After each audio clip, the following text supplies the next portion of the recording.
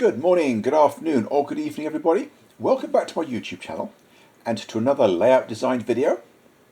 With the last few design projects being for rather awkward shaped spaces, it's kind of a welcome relief to be given a completely rectangular space with no internal obstructions. As you can see from this grid, the room is approximately 15 feet by 13. There's a door near one corner and two windows. Now, being a room in a basement, the windows are fairly high up. In fact, they're high enough that I can run bench work, even for both levels of a two-level layout, underneath them, without having to worry too much about them. And this layout design process represents a first for me, in that I was asked to design a layout based on Japanese railway practice. Now, prior to receiving this commission, I didn't know very much about Japanese railways at all, so I had to do some research. Now, the client had quite an interesting want list. Top of that was to have double track loops for both the Shinkansen or bullet trains and for the regular surface trains. So that meant a total of 4 continuous loops, 2 on each system. He wanted to show city areas with both routes running parallel to each other, as is often the case in real Japanese cities. And although the bullet trains have very little in the way of operational interest, they're more a run-through or background service, which lends itself very well to automatic operation. He did want the ability to be able to do fairly in-depth operations on these surface routes. Now, with the size of the room he had available, 15 by 13, this would have been a bit of a tall order in HO scale. However, the client works in N scale, and that gave plenty of space to design the type of layout that he wanted, and to be able to run good length trains on curves of a reasonable radius. I started with several different footprints. Obviously, the area behind the door wasn't going to be wide enough for any kind of turn-back curve, so this side of the room was only going to be usable for a single-ended or stub terminal area, and the room was just about wide enough to put a peninsula in the middle of it. So this is the first footprint that I tried. And then I tried bringing the peninsula out from the left with a shorter stub area, and then this one brings the peninsula out from the right. Now, the 13-foot width isn't really wide enough to get a peninsula in the middle with turnbacks on both sides, so we now end up with a much shorter mainline route with 2 stub terminal areas instead. So that really didn't look like a feasible footprint. So we ended up going back to the first footprint, and here's another variation of it, where I've deleted the central peninsula in order to make more room for operators. And we felt that that might be worth considering, particularly on the upper deck of the double deck layout. We did end up filling the middle of the room on the lower deck only, but by cutting back the benchwork on the upper deck, it does give the room a more open feel. Here is another version of that same footprint with the room turned around 180 degrees. This is the correct compass orientation of the room, with north at the top of the page. So all further drawing on this design project are with this room orientation. I'm showing the bullet train or Shinkansen route with the light coloured ballast and the surface railroad with the dark ballast.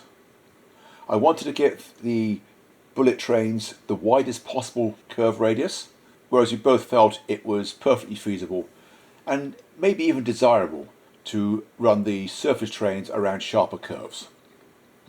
I think here I drew the end curves for the bullet trains at 18 inches and worked on 16-inch radius curves for the surface railroads. Although in later plans we ended up opening out that curve radius considerably because we had room for it. The idea is that the bullet trains will just make an appearance, run throughout the length of the railroad, and then return through hidden trackage to their starting point, and there'll be some kind of layover loops on the hidden portion of the circuit. We figured that we'd have 2 parallel stations along one of the straight walls where passengers can interchange between the surface routes and the bullet trains. And this stub area on the right side of the plan would be a freight-only branch line on the surface route. And although I haven't drawn it on this plan, we also figured that we'd put his bullet train servicing facilities along that wall at the higher level. The client already had a lot of sectional track from Tomix, which included concrete viaducts and a service area for his bullet trains. So we wanted to include that. Here is the initial routing for the lower level. The rather convoluted arrangement of the main line in this area is necessary to be able to get the helixes running in the right direction. If I go back to the previous drawing quickly, we can see that on the upper deck, it's only really sensible to have the helixes running the way they are. They really wouldn't work the other way around, at least not without shortening the bullet train route by about half its visible length. Here I've gone back to the upper deck and I've fleshed out all the main elements. Here we've got the two parallel stations side by side. I've shown the branch line to the bullet train servicing area, and I've shown the freight only branch line on the surface track. Now, prior to drawing this version, the client had pointed out to me a situation on the prototype that when the bullet train line was put in and an interchange station was added on the old route, it meant there was two stations ridiculously close together, and he liked the idea of doing that. So we have one station with full-length platforms and another one for local commuter trains only, a very short distance away. I've deliberately made the platforms significantly shorter on this station to demarcate the different status of them. So his local trains will stop at both stations, whereas his long-distance passenger trains will stop only at the main station. Here I started working out how to fit the lower level together. This area on the right of the plan behind the door is intended to be a staging area, although rather than being hidden, it's going to be visible staging, because the client preferred that idea. Trying to put through staging on the main circuit would have required that it be moved to the other side of the room, and that would have completely eliminated any possibility of some good operational areas on this deck. So he felt that adding stub-ended staging via a Y was an acceptable compromise. We have the double-track main line continuing through the base of the Y, although that will be used only for continuous running. During serious operation, the whole loop will become a point-to-point. This leg of the Y will not be used, and trains will both start and finish their runs in this same staging yard. I mentioned earlier that the client had a lot of tomic sectional track, which he was hoping that I'd be able to use up. And with the geometry of the turnouts being rather sharp, we decided to use them up in the visible staging yard, and then to use Pico Code 80 large radius turnouts on the visible portions of the railroad. Those being a 36-inch radius, and a lot more appropriate for high-speed running. I don't normally like these double crossovers, but the client said he had 3 of them, so I figured we may as well use them up. At this point, the client and I had a long discussion about what sort of operation he wanted on the lower level and what kind of industries and stuff like that. And he said he wanted a good sized freight yard, intermodal traffic, and at least one large industry, settling on a cement plant that he found very interesting. So here is the next plan that I drew. I'm using the long straight area for his freight yard, putting both the local freight and intermodal yards side by side, and using the peninsula for the Fujiwara cement plant, which has its own 5-track yard, which means that this area now has 3 yards in close proximity. He also asked for an oil refinery, a grain elevator, and several smaller industries to be determined later. Although the smaller industries we decided would fit admirably on the upper deck. Now, I spent a while studying the satellite photographs of the Fujiwara cement plant, and what is interesting is that there is a single track passenger branch line running right through the middle of the plant, so I have included that. I don't know for sure that it's called the Sengi branch, but that was the name at the terminus, so that's what I've called it. And this would be operated by diesel multiple units only, so it can just head into a single 1-track staging stub. Here is another version of the lower level, with the main elements reorganized slightly. I've moved the intermodal yard to the front, put the local freight yard behind it, and I've moved the cement yard around to the other side of the aisle. In this next drawing, I have filled out most areas with actual turnouts. I've used up all his Tomar turnouts on the approaches to the staging yard, and since they have a rather sharp radius, note that there are no reverse curves using those turnouts. The only place where I needed a reverse curve in this area, I found space for a pair of Pico long turnouts. Moving over to the visible portion, the two ladders for the local freight yard and the industries at the end use the medium radius turnouts, which are only 18-inch radius, but notice how there are no reverse curves in that area. All the reverse curves use the long turnouts. In order to put the intermodal yard in the front, it was necessary to introduce this crossover between the approach to the yard and the Sengi branch.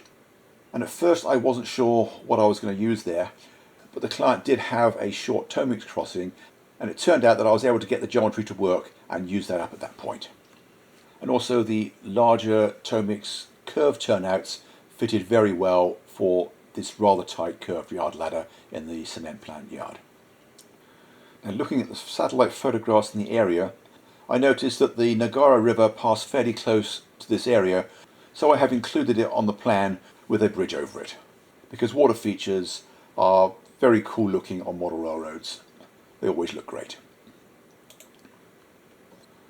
On this version, I have filled in a lot of detail on the cement plant. I spent many hours drawing this area, working backwards and forwards from the satellite photograph, and trying to get the area as representative of the real plant as possible. There is a local commuter station right beside the yard, although I've had to reverse it. The station is on the opposite side of the yard. This area is fairly close, although very much reduced. The track plan on the model is very close to the full-size one. I've selected as many of the identifiable structures as possible and put them in more or less the right orientation with each other, although many have been omitted. I've tried to keep the loading areas as accurate as I could. This whole area of the plant is turned around completely and completely opposite from this area, although it does straddle the passenger branch line with a tree line along one side, just as on the prototype. Something that I found to be a major eye-opener as I was designing this area of the railroad is the sheer size of cement plants. In previous designs, I have in a few cases used the Walters Valley cement kit on an HO scale model, and the client and I have thought of it as a fairly decent sized industry. Whereas here we have in N scale a much larger area, many more square feet than that industry, and yet I had to reduce this plant to no more than about a quarter of its actual size. In fact, here's a spoiler alert for my next layout design project. It's also in N scale, and yet it incorporates a kit bash version of the HO scale Valley cement with additional silos. Anyway, back to this plan. Here is the lower level completed with all the scenery filled in. Even though the entire railroad is set in the city, there is still quite a lot of greenbelt. That was evident from the satellite photographs, so I wanted to include a good balance on the model, and the client and I both felt that I did that. Moving on to the upper level now. At this point, the client pointed out that he had a kit for a certain temple, and here is the footprint of it, taken from a photograph of the box, and I've shown 4 possible locations for it.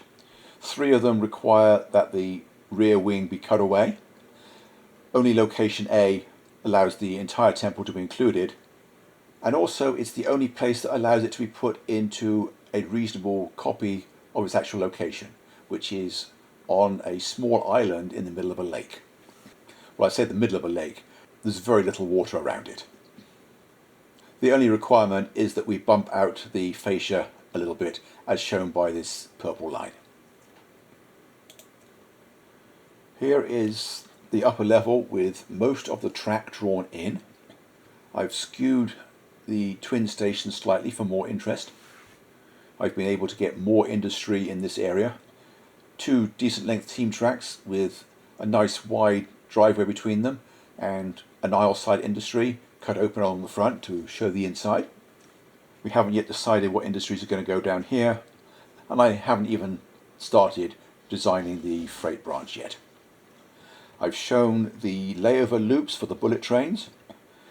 They're a lot longer than they need to be, but I wanted to put the turnouts in the most accessible locations. So 2 of them are above the helix, easily accessible from within, and the other 2 are below a large structure which can be made removable. And although this area is a little bit cramped, I resisted the temptation to move this track closer to the backdrop because I wanted to keep the switch machines away from the tracks below. I didn't want to run into complexity issues there. And also, by keeping it that far forward, it means that a row of removable structures along this wall can make easy access to the tracks below. Here is the upper deck completed. The area around the Biodean temple is fairly close to the prototype and not significantly reduced either. The other significant structures and the various footpaths are also included, as is the relevant portion of the lake. The water does extend about twice as far in this direction, but that is not relevant. The biggest compromise here is that the railway is a lot further away. Even this curved street is appropriate, although the curve is a lot sharper than it should be on the prototype, and this whole area is a residential area, which is why I've added some residential buildings along this street, even though that's not where they should be. They should basically be everywhere except there. Now, I just noticed as I was making this video, I forgot to draw in the various bridges where the bullet train route passes over roads or other tracks. This is supposed to be an underpass here. It's a grade crossing on the surface streets and an underpass for the bullet trains. And there are 3 more sets of tracks here that pass under the concrete viaduct. And once again, there is a fair bit of green belt on this upper deck, despite the fact that it is fully within city limits. Here is the lower deck with the elevations drawn in, and here are the elevations for the upper deck. And here is a cross section for the area on the left side wall. The client was having trouble visualizing it, and this helped him greatly. That is about all I really have to talk about for this layout design. Here is the lower deck, or a clean version of the lower deck with all the labels removed. Feel free to pause this. And here is a clean version of the upper deck. Once again, feel free to pause if you want to. This layout design was a little bit different from everything that I have done before. Hope you've enjoyed the presentation and found it informative or interesting or both. And I hope to see you back next week. So in the meantime, thanks for watching and bye for now.